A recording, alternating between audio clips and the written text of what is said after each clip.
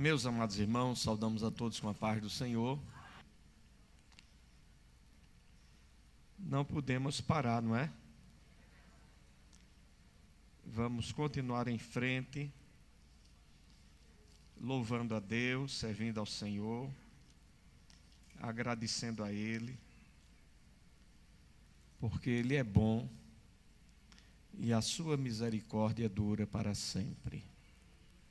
Nós vamos ficar em pé e vamos ler a palavra de Deus.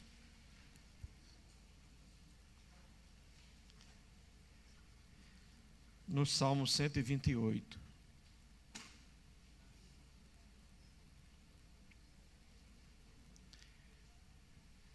Nós começamos esse texto como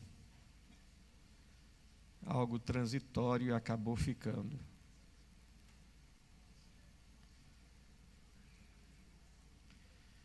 Bem-aventurado todo aquele que teme ao Senhor e anda nos seus caminhos.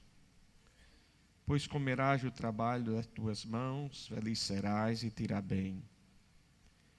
A tua mulher será como a videira frutífera no interior da tua casa, os teus filhos como plantas de oliveira ao redor da tua mesa. Eis que assim será abençoado o homem que teme ao Senhor. De Sião o Senhor te abençoará. Verás a prosperidade de Jerusalém por todos os dias da tua vida, e verás os filhos de teus filhos. A paz seja sobre Israel. Hoje queremos trazer aos irmãos algo que consideramos importante dentro deste assunto, porque a Bíblia nos diz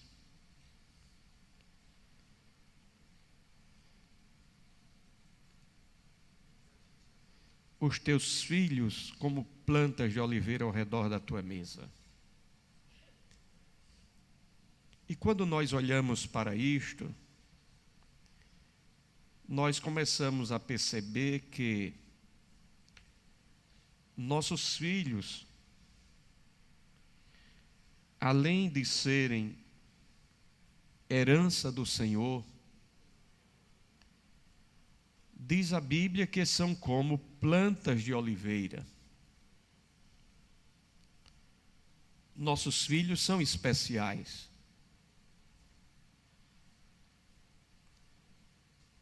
Só quem olha para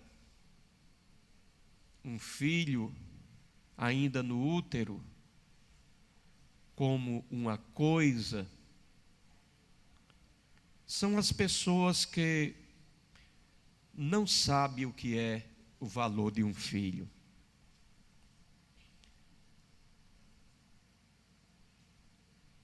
A filosofia muitas vezes mostra o feto apenas como um feto,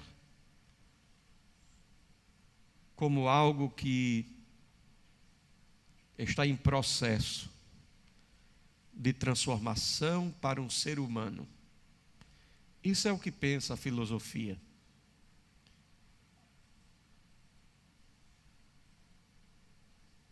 É um fato que,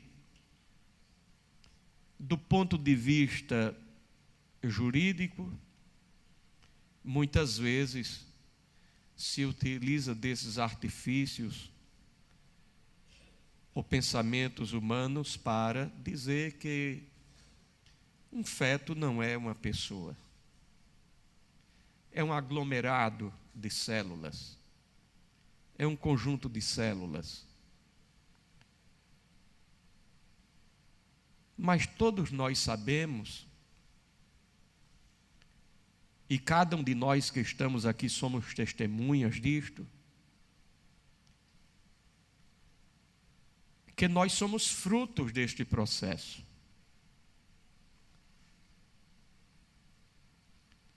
Que não somente Deus nos via ainda informe,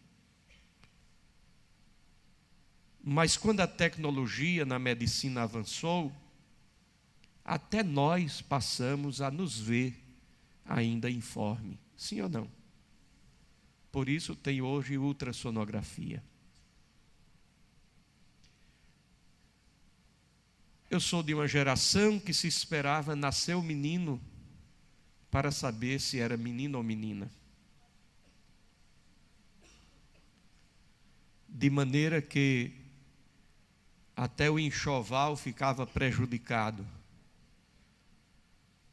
Quem podia comprar. Mas hoje nós vivemos um tempo em que, já nos primeiros meses, não somente pela visualização do sexo da criança, mas até pelas dimensões dos ossos e etc., já se pode conceber a ideia que vai ser um menino ou uma menina. Para alguém me dizer ou me convencer de que um conjunto de células ainda não é uma pessoa,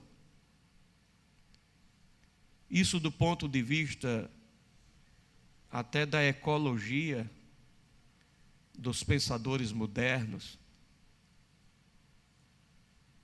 que tem a capacidade de diminuir o valor de um feto, colocando menor do que um ovo de tartaruga.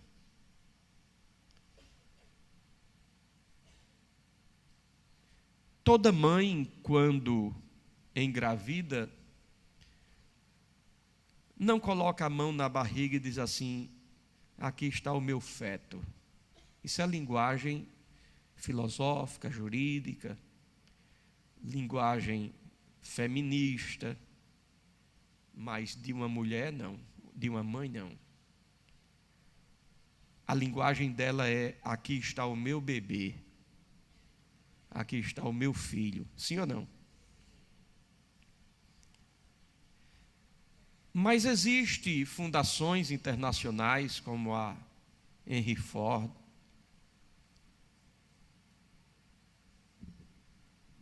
que produzem uma mentalidade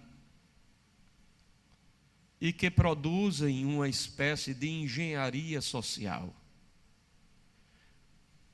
Talvez você que está aqui hoje, de maneira inocente, você veste a roupa que você veste, você penteia o cabelo da forma que penteia, você usa o óculos que você usa, mas tudo isso faz parte de uma engenharia social da qual todos nós somos vítimas. Quem trabalha com roupa sabe do que eu estou falando, quem trabalha com sapatos sabe do que eu estou falando. Nós somos vítimas de um processo, de uma engenharia social que vai dizer o que é bom e o que não é, o que é feio, o que é bonito.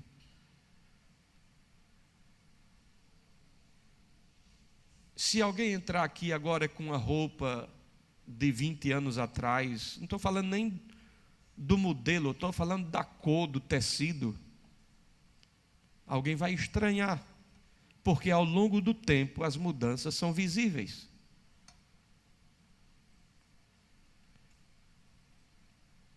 Eu lutei para encontrar um óculos igual àquele que eu tinha. Não tem mais.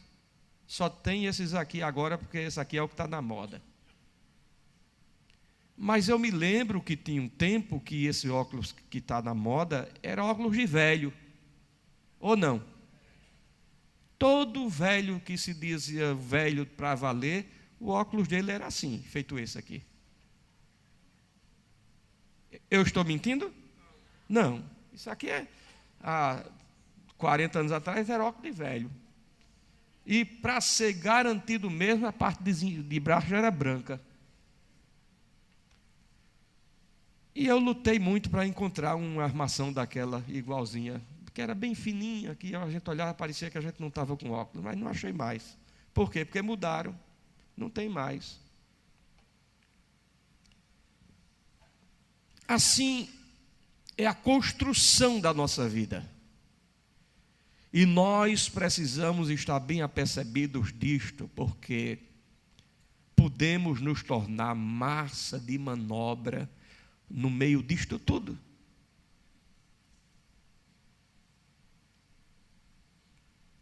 Você precisa ter cuidado de não ser um fantoche social, onde as pessoas discutem lá por cima e a mídia joga aqui para baixo, como se já tivesse sido resolvido. E quem pensar diferente disso é um trouxa, é um idiota, é um imbecil, é alguém que está fora de contexto. Ei, mas espera aí, onde foi que se conversou isso? Não, foi porque disseram que é assim agora, e agora tem que ser assim.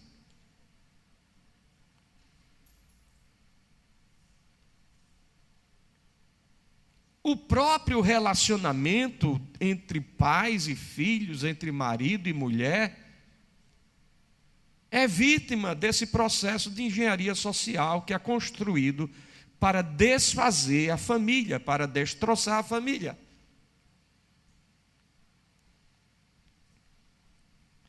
Nós temos vídeos na internet de deputadas que falam abertamente sobre desconstruir a família, porque a família é um mal. E que o próximo passo de desconstrução da família é o incesto, ou seja, os filhos se relacionarem sexualmente com seus pais.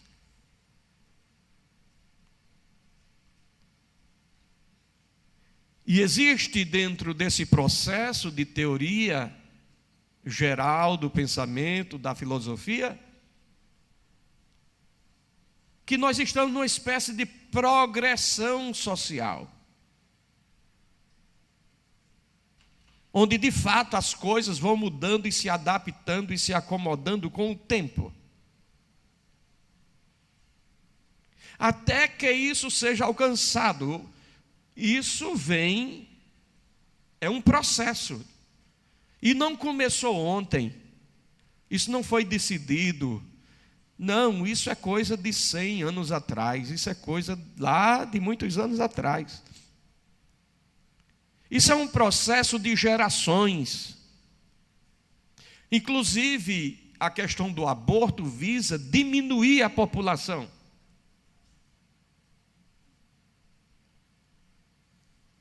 Quando o aborto vem sendo colocado como algo relevante, como o direito da mulher, na realidade é um processo de engenharia para diminuição da população.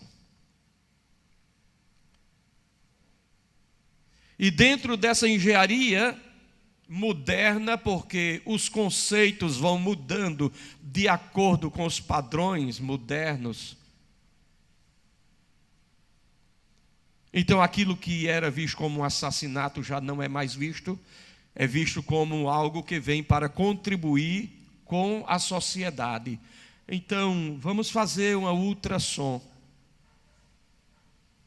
E quando Rafaela foi fazer a ultrassom lá na América, disseram para ela assim: olha, se o feto tiver qualquer defeito e você quiser abortar, você pode abortar. E Rafaela ficou escandalizada com aquilo. Ou seja, se a criança tivesse qualquer problema, poderia ser abortada, não teria problema nenhum. Institucionalizado. Eu fico pensando quantos talentos nós teríamos perdido se isso tivesse valendo ao longo do tempo. Eu vejo na internet uma pessoa que não tem braços nem pernas, um homem, eu me esqueço o seu nome agora, que dá palestras de motivação para o mundo inteiro, e ele não tem braço nem tem perna, mas ele nada, ele casou, ele tem filhos, Mas na visão desse pensamento, ele teria sido abortado. No entanto, hoje, nessa condição que tem, ajuda milhões de pessoas, fazendo as pessoas enxergarem que você não precisa ter braço nem perna para ser feliz, para ser útil e para produzir. Se nós formos partir desse princípio, nós vamos dizer que nossos irmãos que são surdos teriam que ter sido abortados. E nós não teríamos a presença ilustre do meu irmão, me esqueci o seu nome. Cadê? Como é o nome dele? Valdemar. Hein? Claudemar.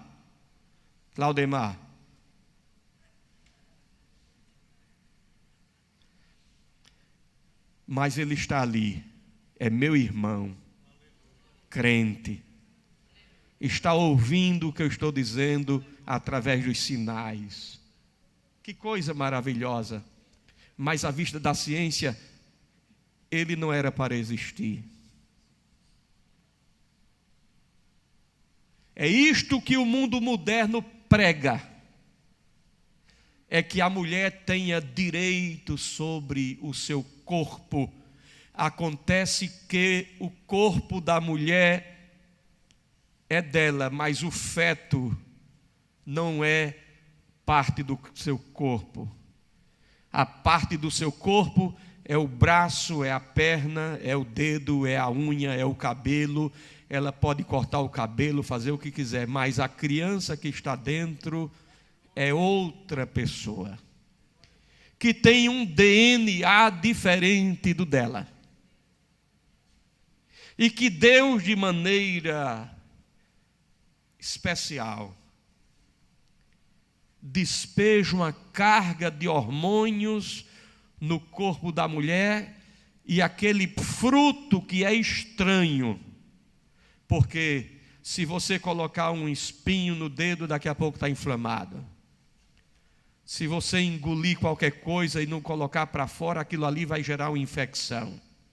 Mas de repente um ser humano é formado com sangue diferente do seu.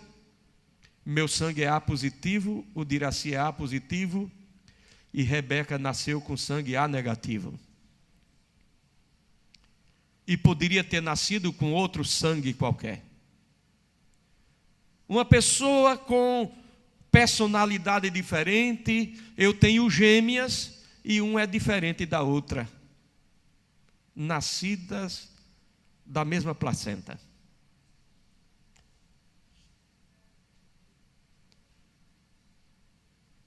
Então uma pessoa não pode ser compreendida como alguém, e essa discussão é muito antiga, desde o tempo de Agostinho, na filosofia, lá atrás já se falava sobre isso.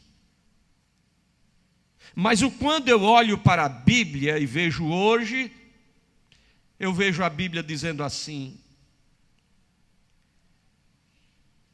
os teus filhos são como plantas de oliveira ao redor da tua mesa. Eu vejo aqui filhos já processados, identificados, entes formados, que foram colocados para fora, que respiraram.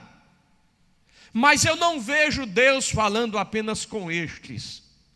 Eu vou para Jeremias e eu vejo Deus falando também.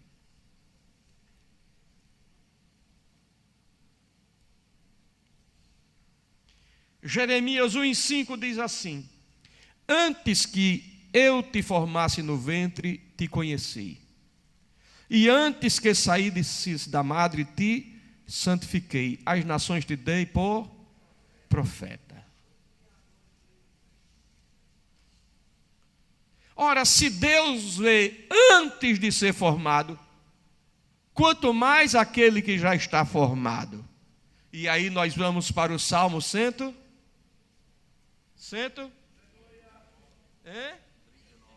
139. Aí no Salmo 139 diz assim, a partir do versículo 13: pois tu formaste os meus rins. Não sei a sua versão como diz, porque às vezes varia, não é? Mas, de qualquer forma, tem um sentido.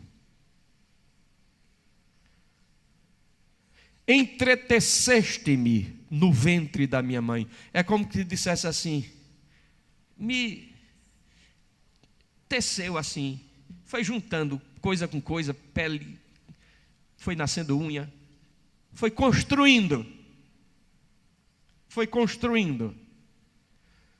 no ventre de minha mãe. Eu te louvarei porque de um modo tão admirável e maravilhoso fui formado.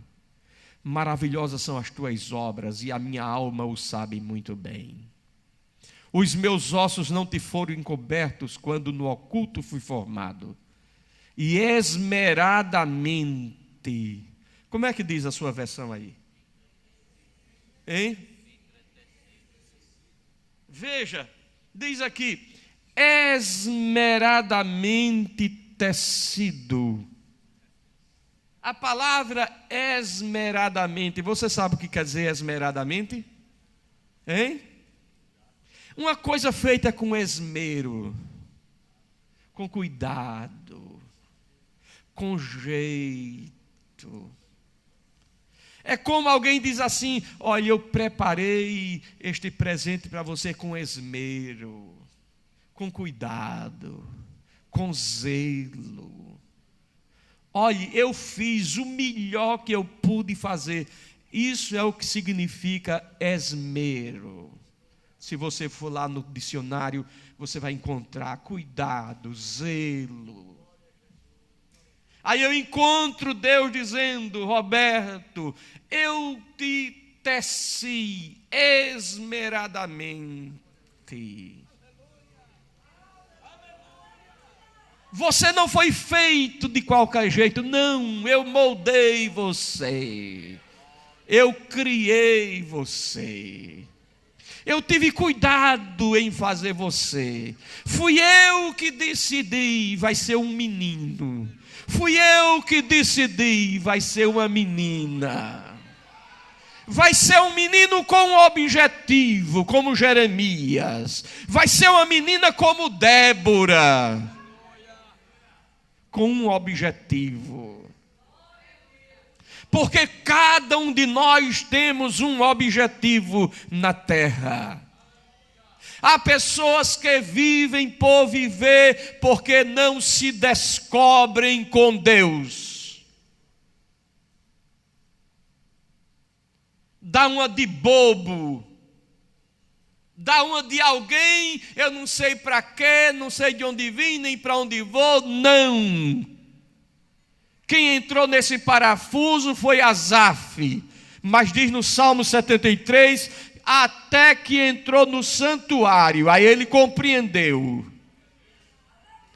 Você não está aqui por acaso. Agora, se você quiser caminhar no caminho que Deus traçou para você, o seu futuro será de paz.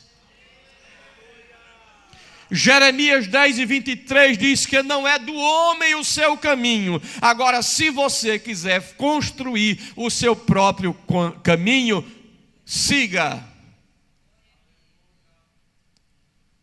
Porque quem constrói o próprio caminho é aquele que anda no caminho largo, que anda de um lado para outro, sem querer dar satisfação a ninguém, nem a pai, nem a mãe, nem a Deus, nem ao pastor, nem a ninguém. Não, eu sou eu e ninguém manda em mim. Eu sou dono de mim, eu mando em mim. Então está lá no caminho largo, fazendo o que quer, andando pela sua própria vista. Mas quando nós vamos lá para Eclesiastes, que diz assim, olha, tu que anda pelo caminho da tua vista, Deus prestará conta. Mas aquele que foi entretecido, esmeradamente feito. Aí você pode dizer, pastor, Deus bem que poderia me ter feito mais bonitinha, mais bonitinho. Mas isso é o que menos importa.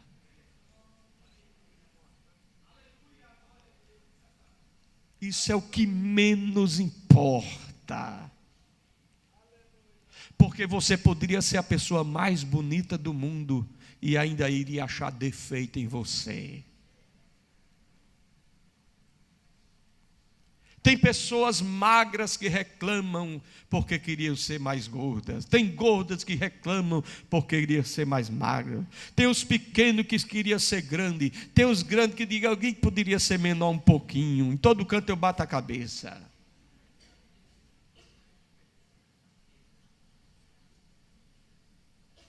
Tem uns que usam óculos como eu e desejariam não usar óculos. E tem os que são cegos e que dizem assim, eu queria tudo para usar um óculos, mas não resolve o meu problema.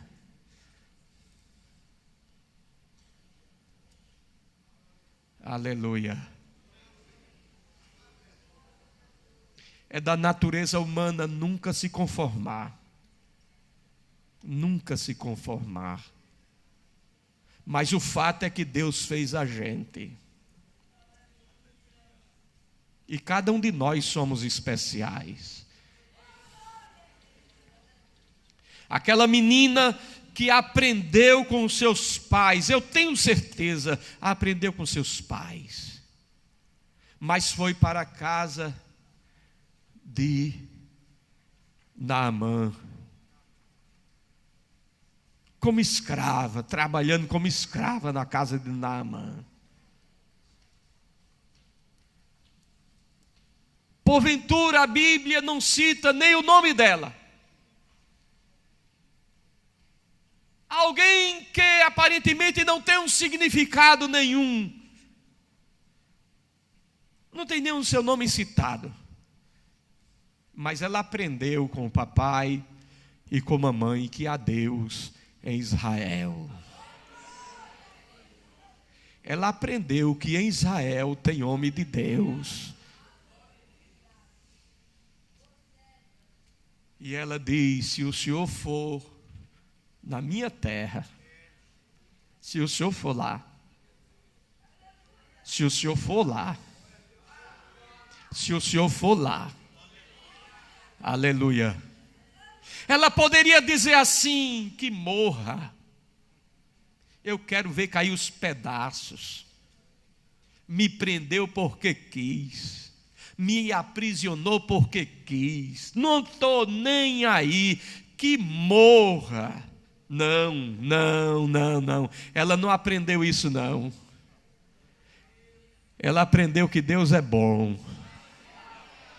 O Senhor é bom, é uma fortaleza no dia da angústia e conhece os que nele confiam. E como ela aprendeu que Deus é bom, ela disse, olhe, tem Deus em Israel, tem homem de Deus em Israel. E ele está em tal lugar, vai lá falar com ele.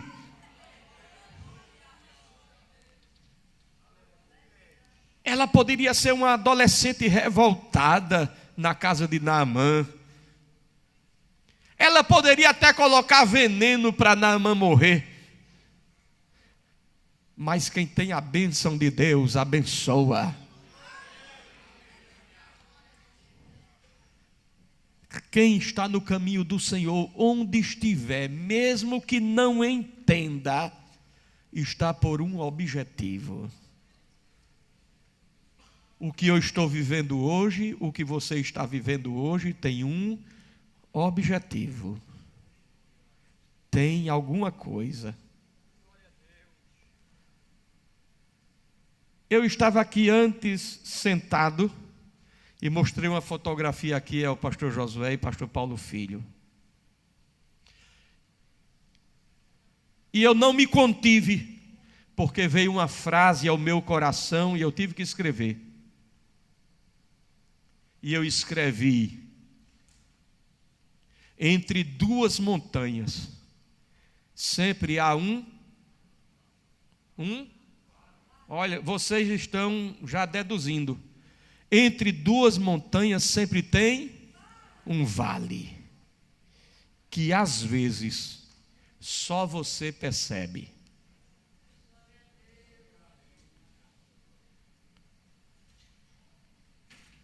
Por que isso?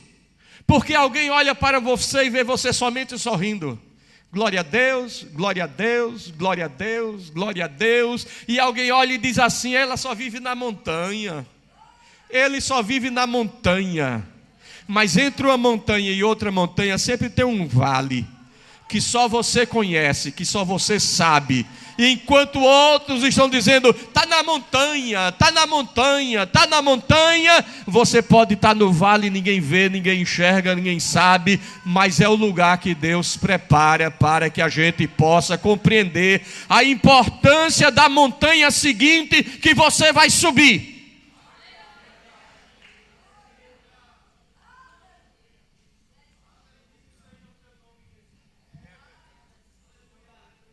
Então nós somos filhos, fomos gerados, conduzidos em um processo de gestação até o dia que a gente chorou pela primeira vez. Então, se alguém disser a você: eu sou liberal. Não, eu sou bíblico. Eu sou bíblico. A pessoa dizer que é a favor do aborto depois que já nasceu é muito fácil. Não é não? Eu já estou aqui.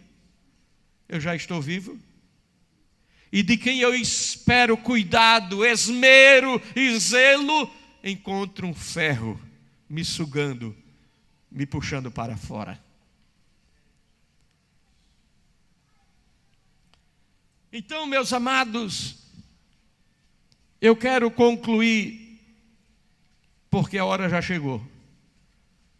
Já é pouco tempo e com a oração diminuiu mais um pouco, mas valeu a pena.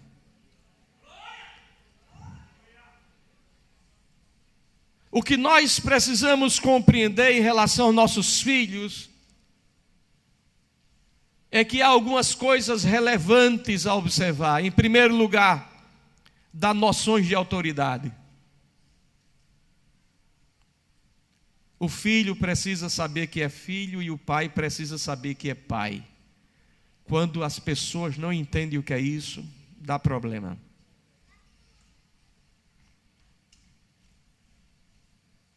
Uma criança entre 4 e 5 anos, ela já sabe o que é certo e o que é errado. Ela já sabe.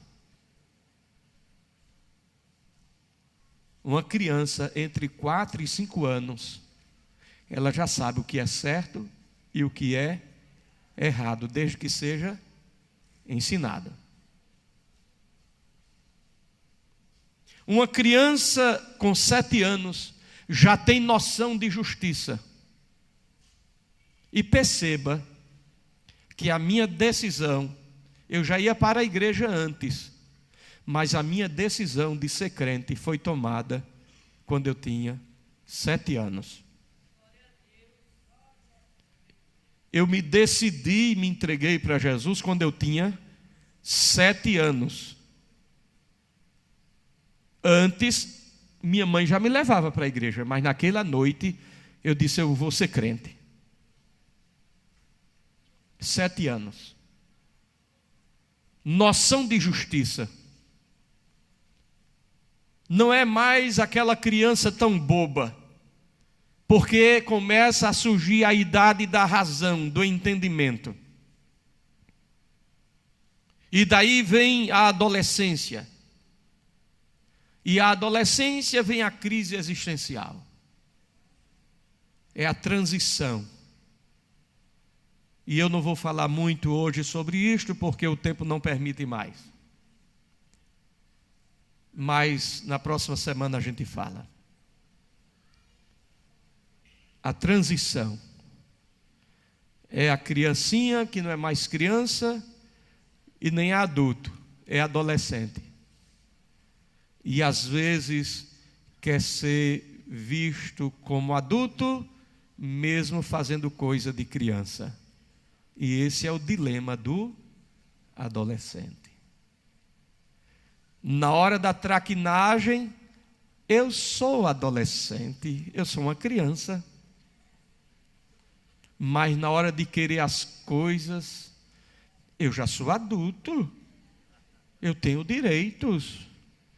Então, cenas para os próximos capítulos. Que Deus nos abençoe.